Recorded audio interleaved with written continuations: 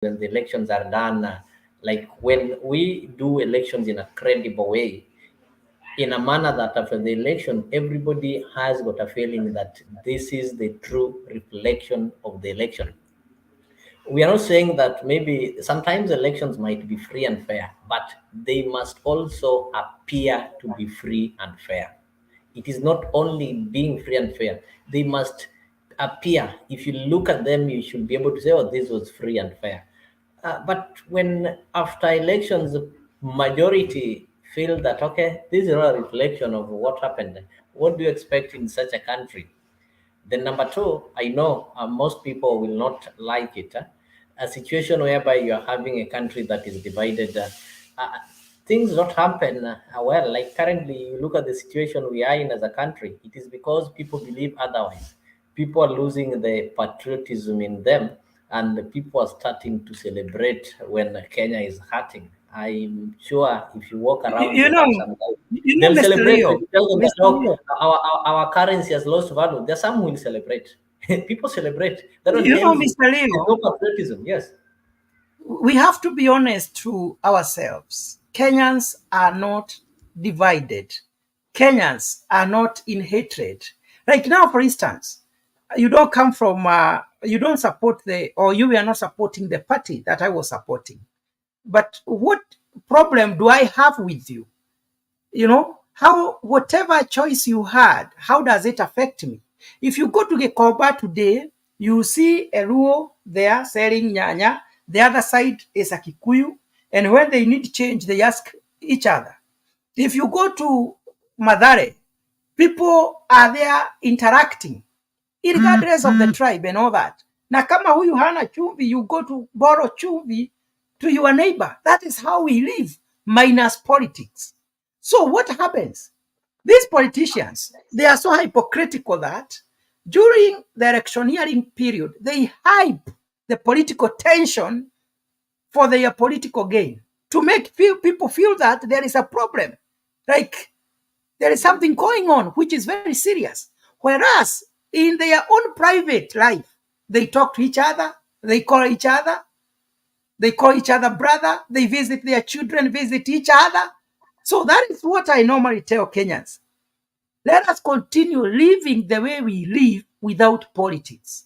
Because politicians, what they do, we call it in history, for those who did history, we call it divide and rule policy.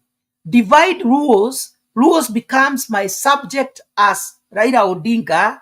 Then a Kikuyu, a leader from Kikuyu, will divide Kikuyus from other tribes and show that other tribes are, here sometimes they say, hey, we are not liked, we are not loved. That is called divide and rule policy. So that people can believe because we have enemies, other people are our enemies, so is our savior. But that is just fooling Kenyans. You see, I was talking to somebody else here, my friend, and I was telling my friend, I have interacted with all tribes in Kenya. My best friend in university was called Uteke, a very good friend. I have interacted with all people in Kenya. I have never seen any problem. Wait until the time of voting for our leaders. You might think we are serious enemies. I see people, especially the idiots, killing each other, simply because my candidate did not win. But anybody who is intellectual cannot harbor hatred because I wanted so and so to become the president and he never became the president, not knowing that these people, their children are the closest friends. They sit together, they eat together, but when they go out there, you think they're enemies. Like now, somebody can imagine that Karuma and Didi Nyoro are enemies, or Karuma and Murkomen. They are not. Whatever they talk there is just for their positions. So, but Kenyans take it seriously to the extent of hating each other. But under normal circumstances, we help each other. Na diposa unaona right now, what is the difference? And I tell people, if you think you are special because you are a Kikuyu, you are a fool. there are people, and sometimes it's good to travel and interact with people from all walks of life. I have studied with Ruos, I have studied with Kambas, I have studied with even Americans here. I can tell you, God created us the same. But there are people who think, oh, I am special because I come from a certain tribe. I am special because I belong to a certain party.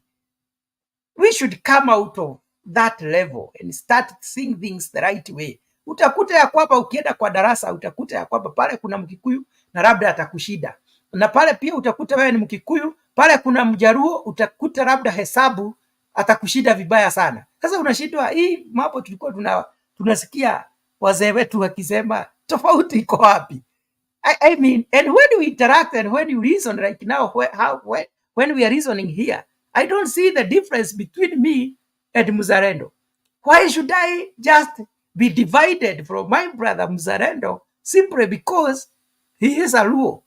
I think we should rise above our tribes, rise above our party politics, and start seeing Kenya as one nation, as one people. We embrace one another. And if we don't do that, Tanzania will become a great nation. They have so many tribes, but they don't dwell on their tribes. Wako na ujamaa. Those people, even when they are voting, they don't care which tribe you come from. Is what agenda do you have for our nation? Lakini sisi, hata mtu akuwe mjinga, hata akuwe mrefi wa kupidukia, hata kama mnajua ni wetu, tutakufa na yeye. Kama ataagusha uchumi ni sawa, hata akuwe akona namna gani, hata akuwe ni yule kubavu kabisa, ni wetu. I mean, we need to start now thinking differently. Nikiona Leo, kama Leo akona na mipango mizuri, nasema this is the guy I want, especially for us the young generation.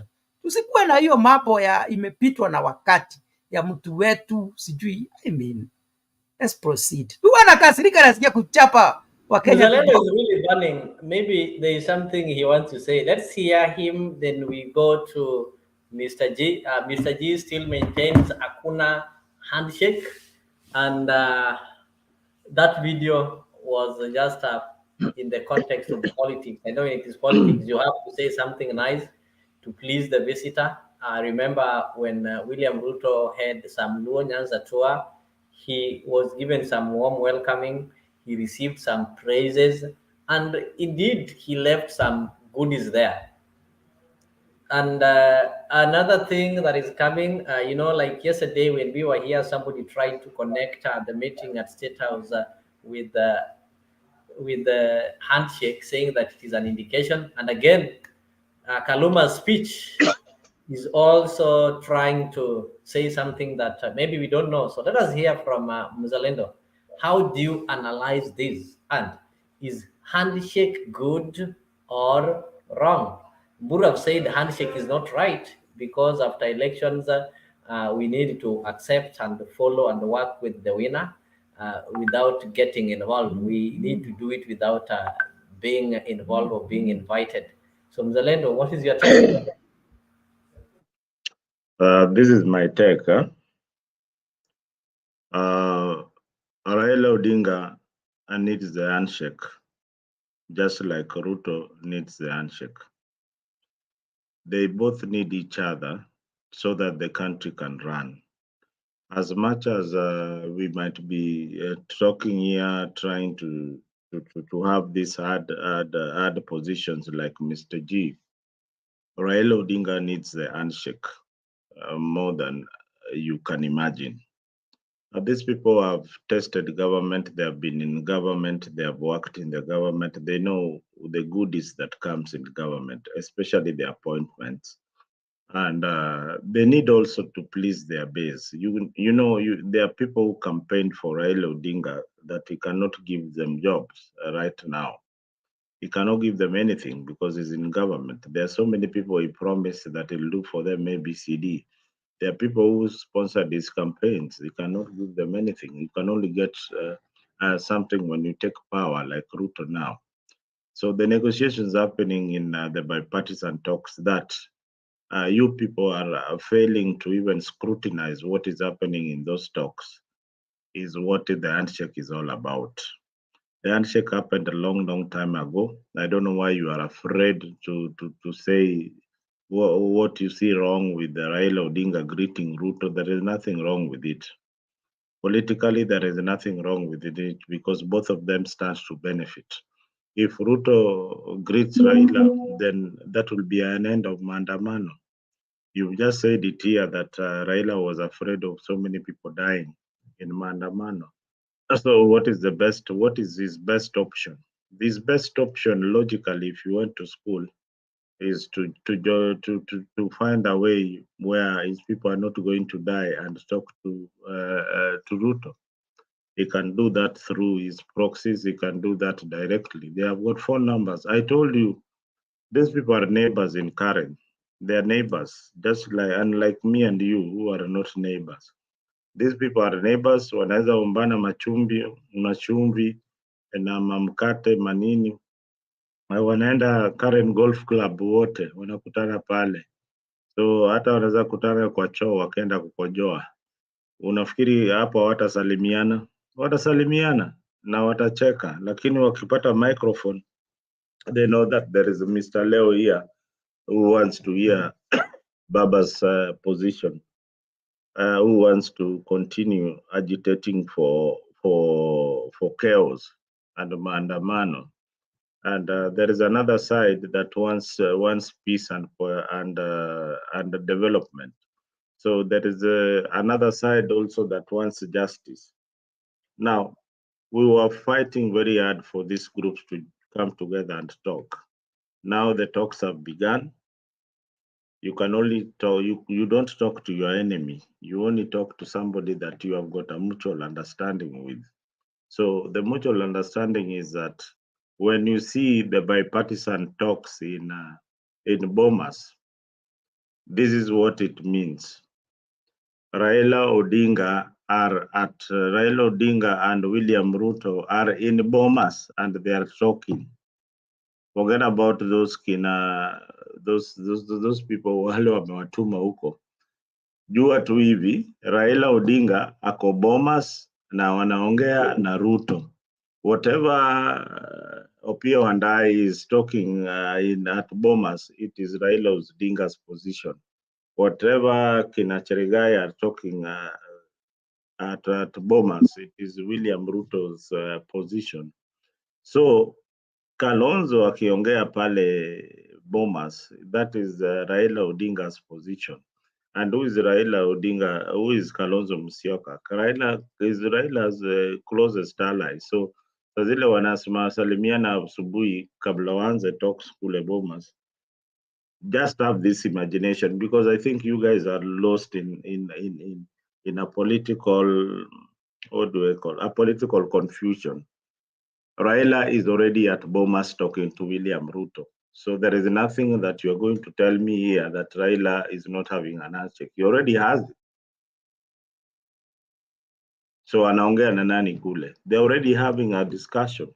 They're already having a discussion with William Ruto at Bomas. Na hiyo discussion, there is a mutual understanding that hey, sisi tunaelewana hivi na hivi, this is how we are going to work.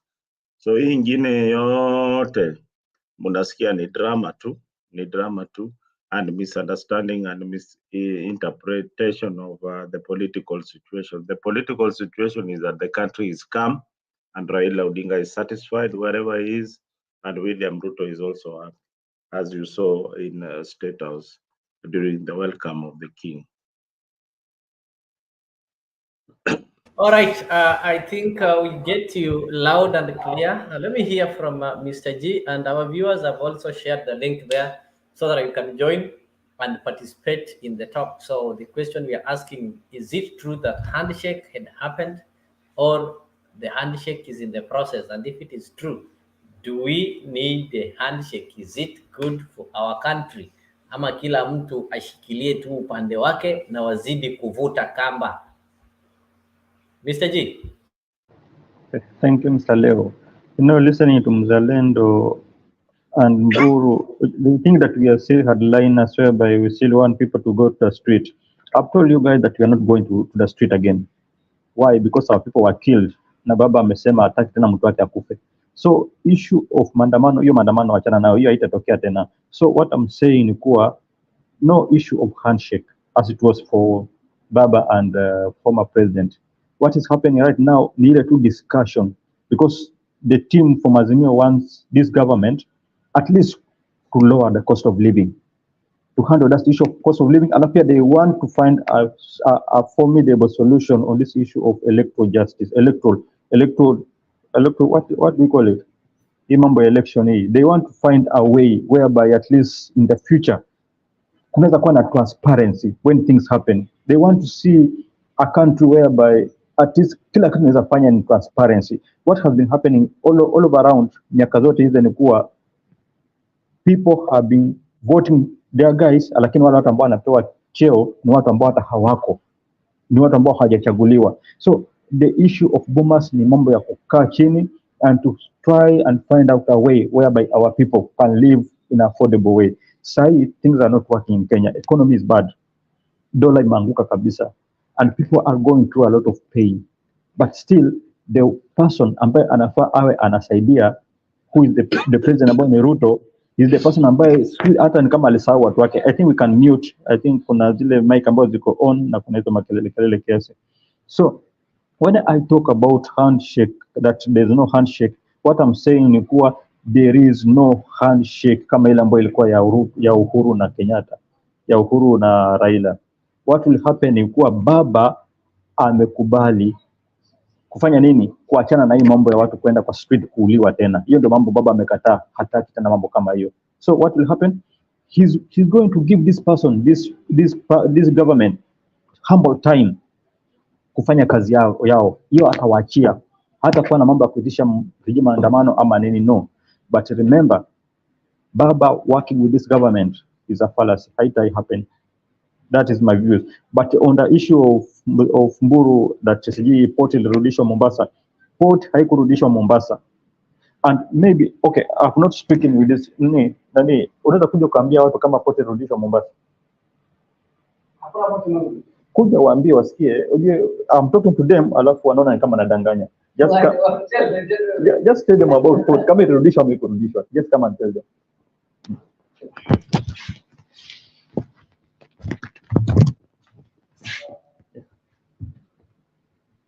Yes, hello everyone. Hello. Welcome. We can hear you. Karibu sana. Yes, asante sana. This issue of port bado haijaregeshwa, as almost 65% ya cargo ya port bado inaenda Nairobi. Inaenda Nairobi, ICD Nairobi, inabebwa na SGR bado. In fact, juzi we had 6 containers za kwenda Juba from Mombasa, and we were loading with our trucks, but tuliambiwa zimepelekwa Nairobi. The trucks are stranded in Mombasa, hatujapata mzigo. So issue ya port bado mzigo nyingi inaenda Mombasa, inaenda Nairobi, sorry. Lakini ndugu, maybe kwa ufupi, immediately the president was sworn in his first speech, he gave what is called an executive order, and the executive order alisema all the port operations to be reverted back to Mombasa. So in this case, tunaweza sema ni tulaumu rais ama ni nani anaweza kuwa bado amekatalia hizo kandarasi na hizo shughuli za port ili zisifike huko? Okay, tunaweza blame rais, vile ametoa executive order ilikuwa afuatilie zikuwe implemented. Huwezi ukatoa executive orders na usifuatilie zikuwe implemented.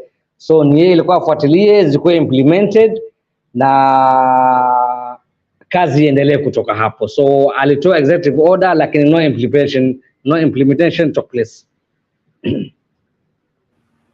Asante sana. Lakini juzi nimeona pale viongozi wa Pwani wakiwa kwenye mkutano, ni mkutano ulioleta viongozi wote wa Pwani, wale waliostaafu, wale wako siasani na wale pia wa mrengo wa Kenya Kwanza na mrengo wa Azimio. Nilimuona pale Ali Hassan Joho pale, Jeffa Kingi, mwanamke Aisha Jumwa, pamoja na viongozi wote wa Pwani wakiwa pamoja, na wakapiana statement pale. We unaona kuwa kuna dalili hizi shughuli zitarudishwa ama wale walikuwa wanajipanga kisiasa? Alafu swali la mwisho pia, tumeshinda tukiambiwa kuwa watu wa pwani walikwisha hama Azimio na wakaacha kufuata mheshimiwa Raila Amolo Odinga. Manake William Ruto ameweza kupatia watoto wao kazi. Tunamwona Joho ni speaker pale, kitendo ambacho hakijawahi fanyika. Hatujawahi kuwa na speaker kutoka eneo la pwani. Tunamwona pale Aisha Juma, ingawa watu wanasema kwa masomo yake hayatoshi, lakini amepewa pale, yeye ni waziri pale, tena yeye ni waziri ambaye anasimamia wale wasomi wote. Pia tukiangalia pale pwani kuna watu wengi wameweza kujumuishwa katika serikali ya William Ruto. Hapa kwenye mazungumzo pia tunamuona Omar Hassan, kumaanisha kuwa Ruto anawaenzi sana na ameamini wale viongozi kutoka pwani. Maoni yako kama mtu wa pwani ambaye amekuwa akitembea pwani, anazungumza na wapwani, hao wanasema vipi? Hii maneno ni ya TV ama ground inasemaje huko? Okay, walikutana, hiyo speaker kweli amepeana, mawaziri amepeana. Hata jana alikuwa Mombasa akisema analipa 1 billion ya kusettle squatters, atanunua wale zile ardhi za absentee landlords na asettle wa masquatters, hii issue ya squatters cost ishe. Lakini one thing ambayo iko juzi walipokutana ilikuwa wanazungumza kuhusu maneno ya bandari wa viongozi wa pwani. The only thing walipatiwa mpaka saizi tunajua ni wa charge fees ya hizi meli ambazo zinazokuja. So Mombasa County hizi meli wapate ku receive some fees ya waste management, lakini not kuhusu mzigo ama bandari imerudi Mombasa. Wanapeta kucharge hizi meli ambazo zinazokuja kama kitu inaitwa cess fees. Nafikiri mnajua kitu ambacho inaitwa cess fees. Hizi meli zikikuja zikidock Mombasa hapa, kuna certain amount ya fees wanalipa to county government of Mombasa, lakini hiyo haihusiani na hii mzigo wala kitu kingine. Wacha nikuelezee kidogo. Mzalendo a minute, nilikuwa nataka aongee kuhusu mambo ya ground between watu wako UDA ama wako Azimio. Watu wanaongea nini kuhusu UDA? Unajua just a minute, wacha aongee kwa sababu ako busy sana, anakaribia kutoka. Okay, this issue ya UDA na Azimio, initially William Ruto ameingia sana cost, hata akapata kura nyingi ambazo hatuja expect kwa atapata. But as things stand size, not only cost but even the whole of Kenya, the way things are going, people are suffering. Watu wanajiuliza hii serikali ndio ile serikali ya mahasla? Hii ndio ile serikali tumechagua, tumejua italoa cost of living? As of yesterday ilikuwa wanasema wataanza kutrack mambo ya e-citizen, wajue kila mtu analipa ushuru wake na nini. Hiyo hatukatai, lakini at the moment maisha ndio iko juu. Maisha iko juu na ground kidogo naona imeanza kushift kidogo. Sasa hizi ukienda mahali unaambiwa tu hii ndio ile serikali ya hasla tumechagua. Hatujajua kama itakuwa hivi. Hiyo ndio kitu watu ambao wanazungumza sasa hizi kwa wingi. Asante sana. Na sisemi ati wameenda Azimio, sisemi wameenda Azimio, lakini ile kitu ambao nasema ni kwamba watu wameanza kuchoka. Watu wameanza kuchoka. Asante sana, umemwelezea jivi vizuri sana. Watu wajahama kule kwa UDA, lakini bado wamechoka na mpangilio ya serikali. Ile kitu nataka kuelimisha kidogo ama uelimishe watazamaji kuhusu hii mambo ya port. Unajua Ruto alisema hivi, mizigo ya DRC na East Africa zitakuwa cleared pale Naivasha. Sikia vizuri sana. Mizigo ya Democratic Republic of Congo na ni mzigo zingine za kuelekea within East Africa zitaelekea pale Naivasha.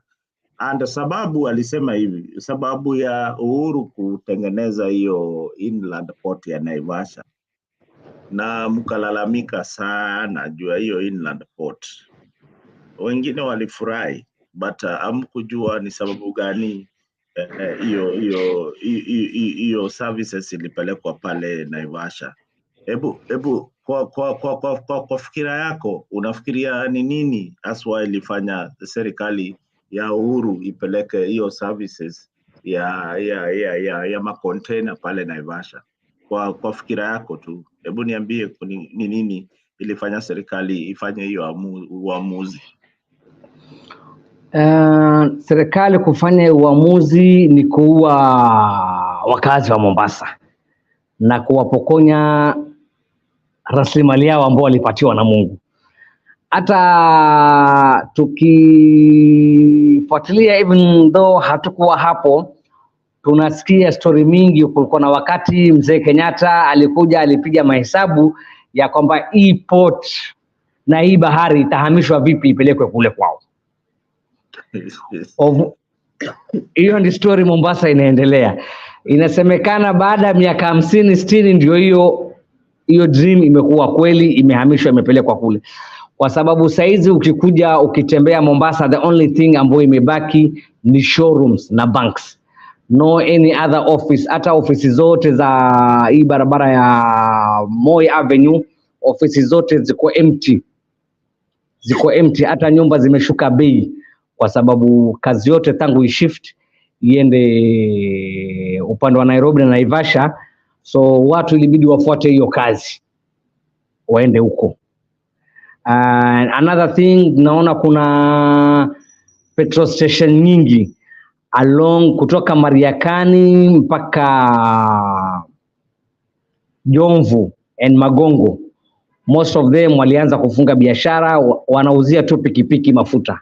Ukienda ukiuliza diesel hupati, ni petrol, just because diesel hayuziki because magari nyingi wanapakia kutoka Nairobi, so most of the trucks wana fuel kutoka huko. Okay.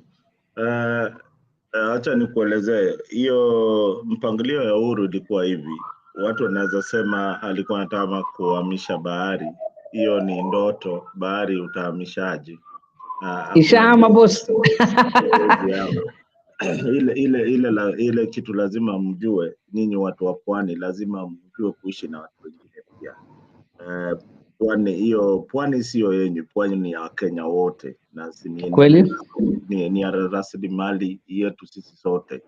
Na mkisema mnataka vitu za pwani zibaki za pwani, basi tutawaambia zisipite Nairobi pia, kwa sababu kama mnataka container ukishai clear haiwezi enda pale Kilifi peke yake, lazima ije Nairobi.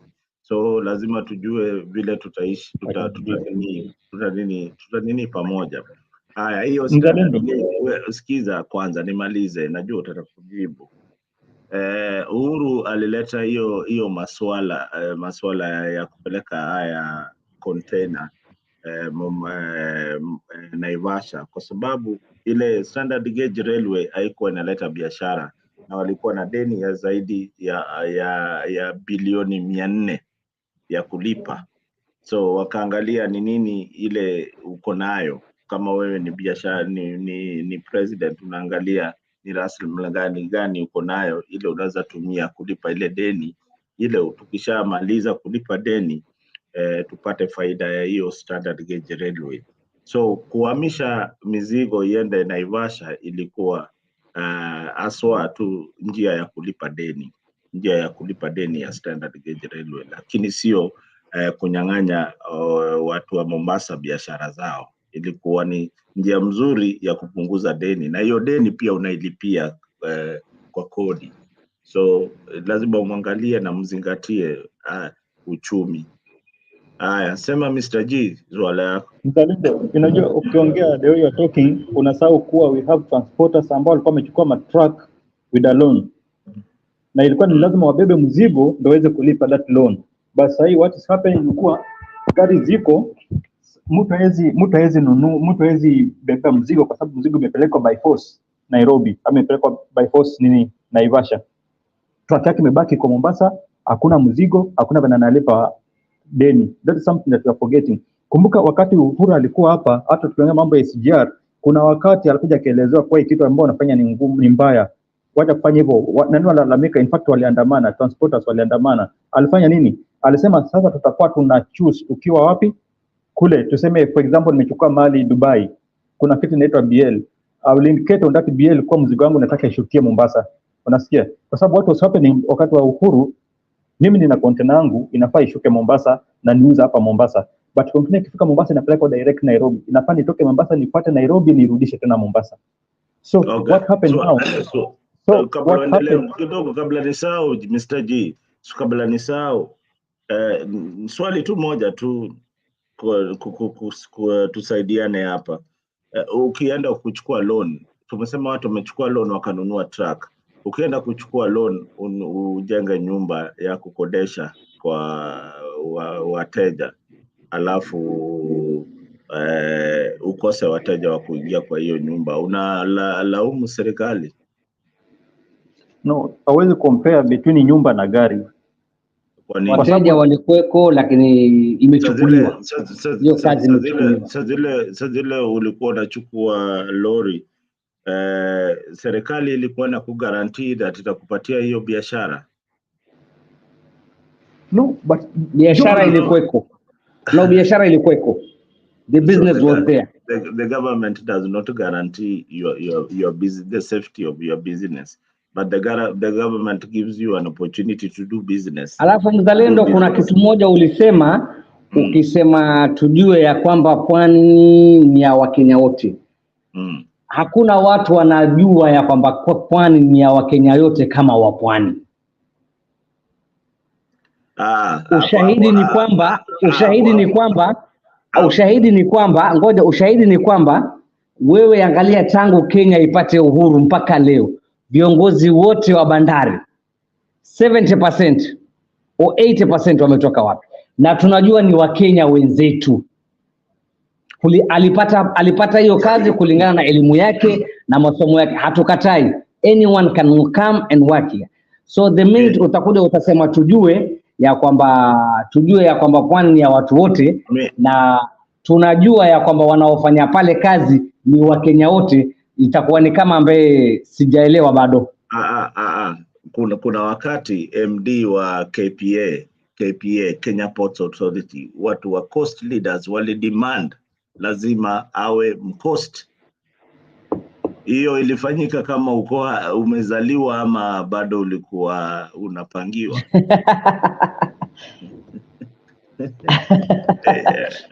No, so, ilifanyika juzi. Ilifanyika, so tusikatae hizi ndio maana unaona sasa zile wanapwani wakutane na watu wengine, wanakutana kama watu wa pwani, unanielewa?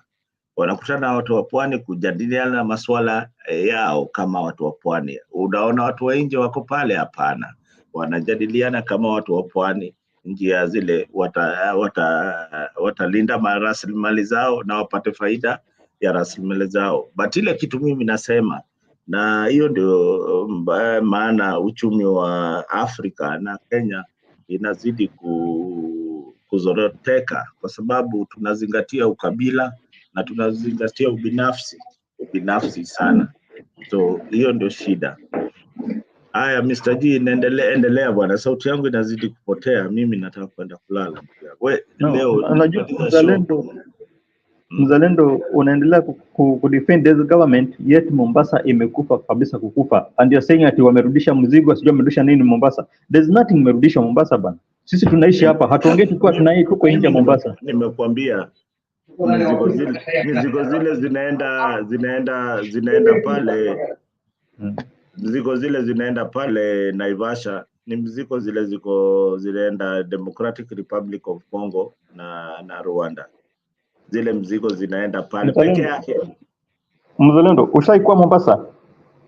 Mimi ndio mtu wa kwanza kuuza viatu Mombasa. Ni mimi ndio mtu wa kwanza kuuza viatu Mombasa. Wakati ulikuwa Mombasa, kuna CFS inaitwa Compact. Ilikuwa ama haikuwepo? Na mimi pia ndio mtu wa kwanza kufanya biashara ya ship chandling. Kijana wa kwanza kufanya hizo biashara. But anyway, CFS zilikuwa pale, zilikuwa sijui kama zimebadilika, but nikiwa Mombasa kuna mambo mingi ile nilikuwa naona wazingatii kanuni aswa, but no, you see Mzalendo, kitu ambacho unafaa ujue, kulikuwa na CFS inaitwa Compact, Odoba diko mpaka sahi. Kulikuwa na CFS inaitwa Autoport in Mombasa, Odoba diko mpaka sahi. Kuna Portside Although bado iko mpaka sasa. Those are states ambazo kwa zinafanya transit of those containers ambazo zinaenda Southern Sudan na hizo zingine zinaenda those other countries. But those other countries, yeah. But unafaa ujue kwa sasa kama out of Port Mombasa hata sidhani kama containers zinapelekwa pale tena. Zile ambazo kwa zinaenda Sudan. Although kuna ile out of Port ya Nairobi ambayo ilipelekwa Nairobi. Kwa sasa ile compact kazi ni kidogo sana, haiko vile ilikuwa kitambo. Ukienda kuna CFS hapa Kibarani kabisa zinapakana na hiyo Kibarani. That CFS siku hizi hata sidhani kama inabeba container za transit, zimenyang'anywa and a lot of people wamefutwa kazi. So what we are saying ni kuwa wakati watu walema kutoa Port Mombasa wakipeleka Nairobi, a lot of people lost jobs. Na mpaka sasa hawajapata hizo kazi tena. That's what we are saying. Ukisema kwa containers ambazo zinaenda zile za kwenda kule, unapokumbuka kwa kuna watu kama andiko Mombasa na walikuwa na CFS walikuwa wanafanya kazi, wamefutwa kazi wote. So there's a problem. Yeah, I think that sisemi ati hakuna shida, kuna shida Mombasa. Kuna shida Mombasa ya hiyo container. But pia unafaa kujua pia serikali ina shida ya kulipa madeni. Kuna vitu mbili hapa. Kuna shida ya kutatua hiyo wanapwani wanataka namna gani, na kuna shida pia ya serikali na madeni zao. Bana bila hizo kuna hiyo port ilitengenezwa na Wachina. Hao Wachina pia wanataka pesa yao. Pesa yao iwezi toka kwa wafanyakazi wafanye biashara wa kibinafsi, bali inatokana kwa ushuru ile unalipa kwa serikali. So hiyo yote watu wa pwani, viongozi wa pwani wamekaa na rais, wamekaa na nani, wakazingatia, wakaangalia. Hakuna rais ama hakuna kiongozi wowote anaweza penda watu wake wakose kazi. Hakuna. Hata iwe Raila Amolo Odinga, hakuna siku.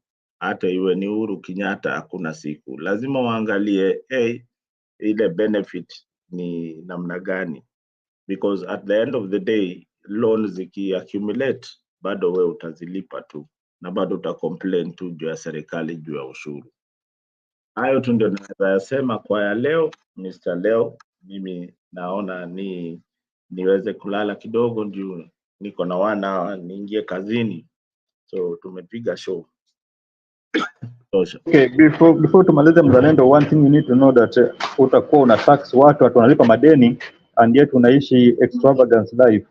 Ukidanganya watu kwa wanakopa madeni ndio ulipe sijui madeni ama unachukua madeni ufanye nini? The government ndio Mr. G unapatiwa miaka 5 ufikirie huyu jamaa ametu tax namna hii na afanyi kazi vizuri, unaweza mtoa kwa serikali namna gani? Ndio uko Mzalendo, namuona Mburu amefika pale. I wish tu angekuwa wakati ule jamaa kujiunga na mtu alikuwa analala hapo, alikuwa analala kidogo. So ndio nakwambia Mburu alikuwa analala. So ndio nakwambia naona usingizi hapo nayo ile hatari. Ndio nakwambia Mr. G uko na 4 years to organize a revolution, 4 years to change the government, because this government is not working for us. It is overtaxing us. Costarians hawapati kazi. Na umesikia huyo jamaa amesema vizuri, watu wanalalamika lakini wako bado kwa serikali tu. Yeah. Wanalalamika lakini bado wako pale. Ija shift sana. So hiyo ndio maajabu tena. Hiyo ndio maajabu. Watu wanalalamika lakini bado waende wapigie tu Ruto kura tena. Utapiga kelele hivi lakini bado Ruto ataingia tu. So utasemaje hapo? Utapiga kelele lakini hii kelele yako bwana hakuna mali inaenda. Kuna watu wale wanaona serikali inawafanyia vizuri, kuna wale wanaona serikali inawafanyia vibaya.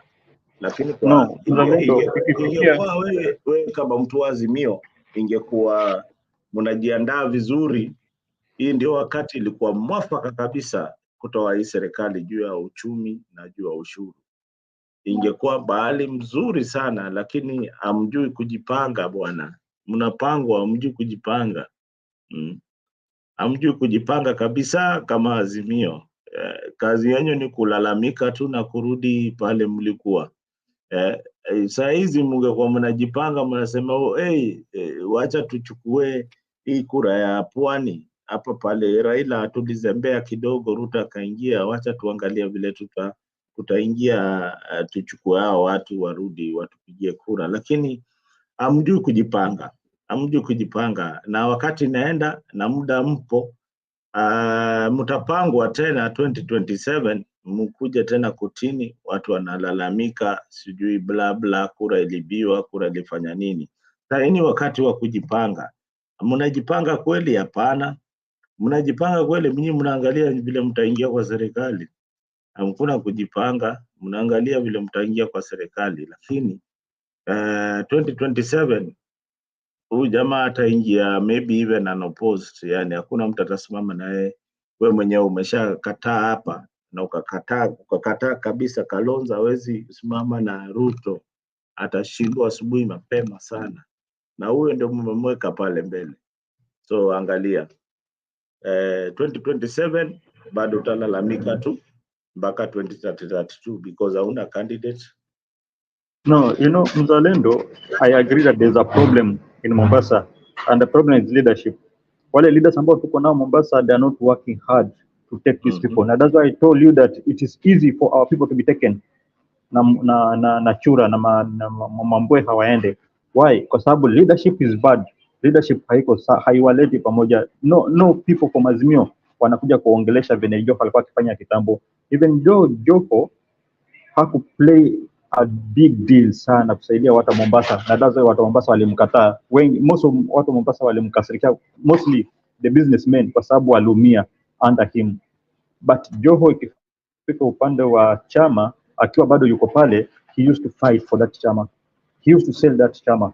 Alikuwa ako na ile power, ile will power ya kufanya watu waweze kuingia ODM ama kuingia ile chama ambao Azimio imesema, yani Raila amesema waende. For now we lack those leaders.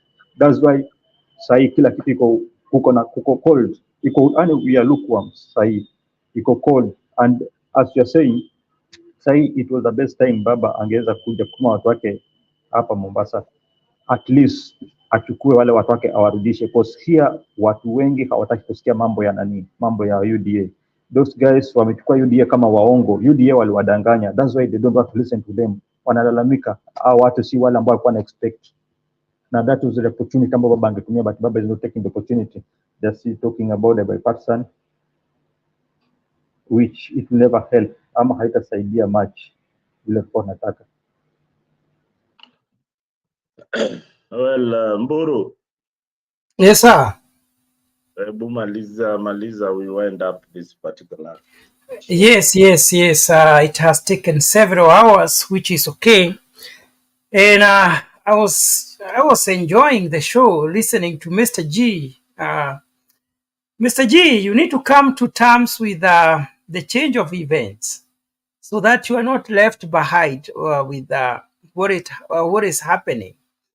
I want to tell you, Mr. G, that Baba will not go to maandamano, not because people died, as you have said, not because people suffered in maandamano, but he will not go to maandamano because he already achieved what he was looking for in those maandamano. The purpose for those demonstrations were to force the government to sit down with him, listen to him, and give him something to do. And already, that's why we have the bipartisan talks. So Mr. G, Baba already achieved what he wanted. And very soon you hear Baba as the opposition leader with office and so many other benefits. Plus Kalonzo will be in there with so many benefits. So Baba already achieved. So don't think that maandamano were seized because of what was happening to the common mwananchi. There was nothing to do with the cost of living. because if you listen to the bipartisan talks, nobody is talking about the cost of living, because there is nothing they can do. They were there, they had a chance. Baba was there with Uhuru Kenyatta, the Handshake brother. What did he do? Yet the cost of living was still high. Having said that, Mr. G, you have kept telling people that there is nothing the government has done to them. Just to touch on that, I would like to remind people, you see these industrial parks that are coming, that is a huge economy. And those are long-term strategies, not just short-term. So having industries, it means something for the nation.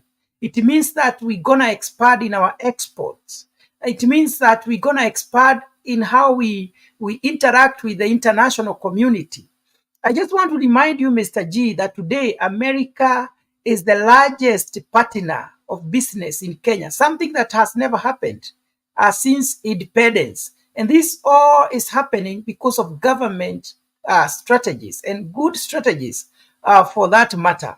So you have also witnessed, Mr. G, unless you are not in Kenya, but we have read. We who are far away, we just read these things from news, from social media, from the media, that the harvest in Kenya has increased tremendously because of the government intervention. If that is not something the government has done, then you're going to tell us, what is that? So this government is doing something. Already, the hustle funds, which was promised, we have seen billions of money being dispersed. And those young people who are wise, they are utilizing that opportunity. But the complainers who want to complain day in, day out, they will be there complaining, and they will not seize the opportunity. We can see the affordable housing projects. Those are mega projects, my brother, which would employ thousands and thousands of young people, and also ensuring that Kenyans live in a dignified manner. So as much as it's okay to criticize the government, let us criticize the government objectively. Like I keep repeating here on the show, that we should not only be fair, we should be seen to be fair. Like when Baba does something good, like what he did cooperating with the president to go and receive the King Charles III, I said it's a good gesture. It shows the unity of purpose. It shows a good picture for the nation. And that was a good thing. I had to commend Baba. But Mr. G and many people who support Baba, they don't see anything good in government. Having said that, it does not mean the government is not failing in some ways, because I also feel that the taxes have gone very high, and to some extent, Kenyans are feeling a lot of pain because of that. I think the government should think on what they can suspend, because things don't happen drastically. They should do these things gradually, slowly by slowly, because just to caution the people not to suffer so much. And finally, I want to say the fact that even the king, who is a leader of Commonwealth nations, and in the Commonwealth, we have 56 nations.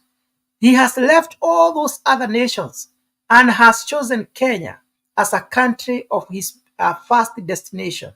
It tells you that the president and his government has positioned Kenya in a very high position internationally, which is a good thing for the nation of Kenya. And finally, I want to request all Kenyans, have goodwill in your heart. Don't have a culture of complaining all the time. Have goodwill. You know, when you have goodwill to see the government succeed, it is your government. You're going to pray for that government. Wish your government well. Because you see, like, for instance, in this country where I am, people know that they don't have problems. But American people, they are so loyal and so patriotic to their country that they always speak positive things about their country. Even the media here, they will never tell you about the bad side of this nation. But what happens to our country? We always talk ill about our nation. We create bad picture even out there. So let us be patriotic. Let us support our government. Let people know that Kenya is a country of first destination. It's a good country where everybody is determined to succeed. Because if all of us work together, motivated by goodwill, to see our country succeed, finally we will succeed. Mr. G, thank you so much for being in the show. Mr. Mzarendo, Mr. Leo, and many, many others who have been following on Mzarendo, not Mzarendo, but Mutembei. This name of Mzarendo and Mutembei, they confuse me. Mutembei YouTube and Afric 24 Facebook and YouTube. God bless you. God do you good. Don't forget to subscribe. We cherish you. You are very important, our viewers. Put your comments down, and on Saturday, don't forget, we shall have a show where we shall be telling you about traveling from Kenya to other nations, the avenues that you can use so that you can go and look for greener pastures. Thank you. God bless you. God do you good. Here is late night. It's 2:40. So that's why you see I'm very sleepy. I even don't know what I'm saying. Thank you, sir. Ah. Thank you so much, Jeff, for always finding time to enlighten our people and also tell them of the opportunities that are out there. That is why people have to subscribe to this channel. Just go on YouTube and look for Afrique 24 TV. Ensure you click on the subscribe button, and you also ensure you click on you turn on the notification so that whenever we are live, you will always be notified. So we not only dwell on politics, we also deal with matters social life and economical life. That is why whenever there's some employment opportunities, we'll always have to keep you updated and give you referrals. And we'll always try to bring people who will be able to explain some of the questions that people have been having as far as employment abroad is concerned. We have Mise, who is attorney in Canada, and he really helped several Kenyans to get settled there. So at such opportunity, he will always be available to answer questions and worries that people have. Of course, Zalendo is also in the United States of America, and I think on Saturday, as we are going to be touching on ways of getting or traveling from Kenya to America, and at this time when the green card lottery has been opened, he will be at a position to give us advice. But right now, what we can encourage people is that you try your luck. Like last year, over 3,000 Kenyans were selected. So you go try your luck and ensure you get some professional cybers who can be able to get you the right photo. You don't need a passport and all the requirements, you fill it. You never know, that might be your visa to open your way in your new world. So it's always glad to have people here. Mr. G also joins us daily from Mombasa. And maybe he might not have told you, Mr. G is a clearing and forwarder. So if you've ever wondered how you can be able to import your goods maybe overseas and bring them to Kenya, one of these fine days will give him an opportunity to tell you the process that is normally involved in importing things and maybe shipping, the process involved for those people who are in diaspora. You have some of the goods that maybe you are using in diaspora, and it's time you feel that you need to bring them back to the country. So we'll give him an opportunity to come and explain to us vividly the processes involved, and also give us referrals to some of the logistic companies that can be able to help us. So we are full of a resourceful house, and that is why we call ourselves Team Africa. Afrique family is a family that brings together Kenyans across the world, and we identify ourselves as Africans, and we want to connect each and everyone, irrespective of where you are, be it employment, in terms of problem, giving you some advice. So besides politics, we think humanity. So let us hear from Mzalendo. Maybe if we can wind up, or he has got something new to put across. Mzalendo, you can have it.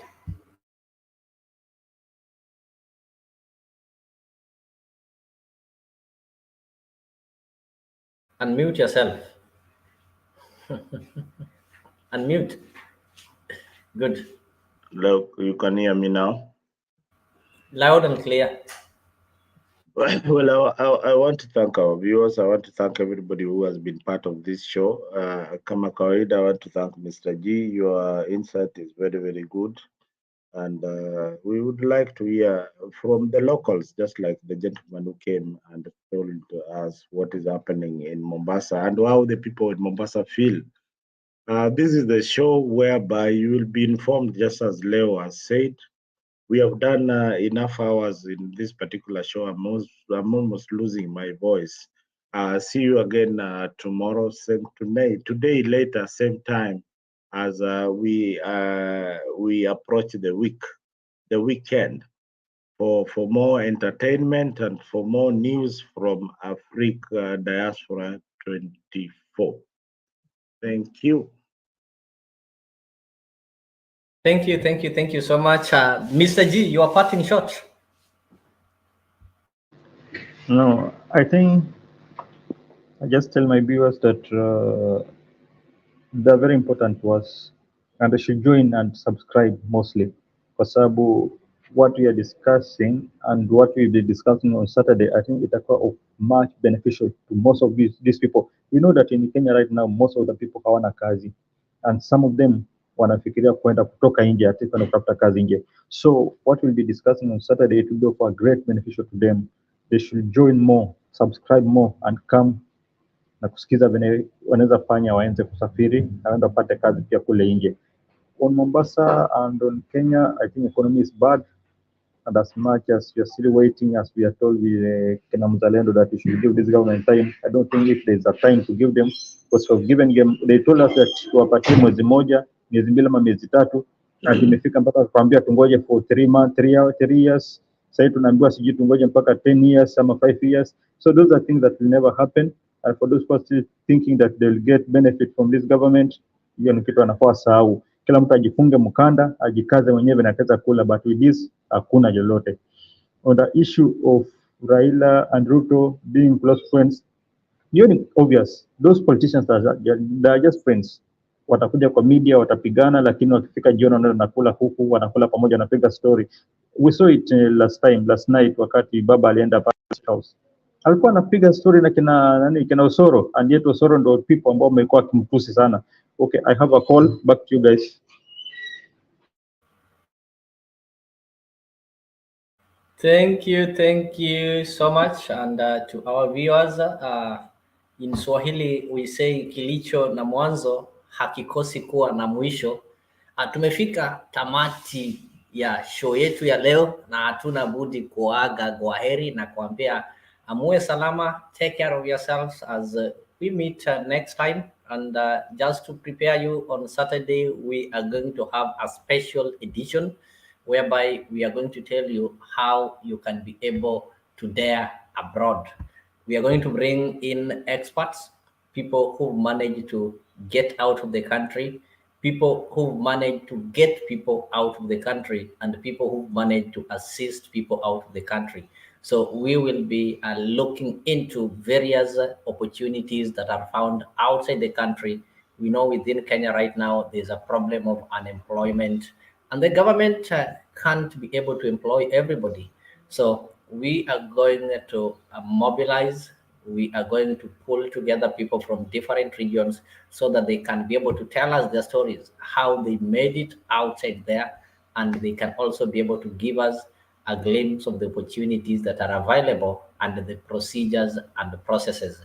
So I know in such kind of discussion, you want me to get something that will be beneficial to you, your friends, or people around you.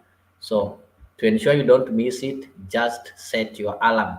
And we always have some interactive shows starting from Wednesday throughout Monday.